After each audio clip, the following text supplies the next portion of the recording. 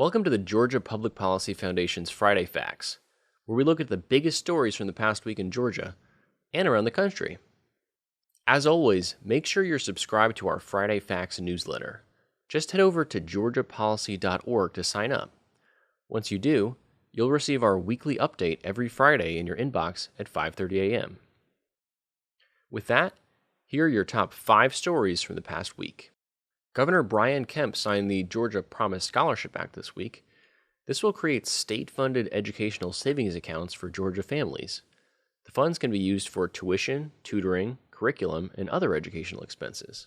However, only students residing in the attendance zones of schools performing in the bottom 25% academically are eligible. The program is set to begin in the fall of 2025.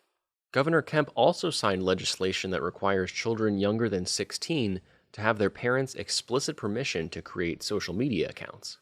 Companies would be required to verify users' ages by July 1st, 2025. Officials say the law's primary aim is to combat cyberbullying and address concerns surrounding youth mental health in relation to social media use. Speaking of social media, President Biden signed a measure on Wednesday that would force a sale of TikTok by its Chinese parent company, ByteDance, or ban it outright.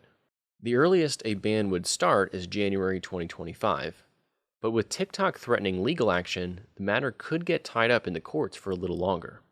Georgia officials broke ground on the University of Georgia's new medical school building in Athens. Georgia taxpayers are chipping in $50 million in state funding for the facility, and private contributions will match the public dollars. The Medical Education and Research Building will be 92,000 square feet and cost $100 million. A new University of North Georgia academic building that is currently under construction will be named the David E. Ralston Hall, after the former Speaker of the House.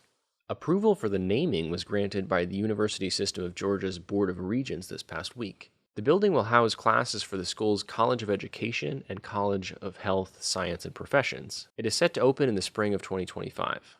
Thanks for tuning in. We'll see you next week.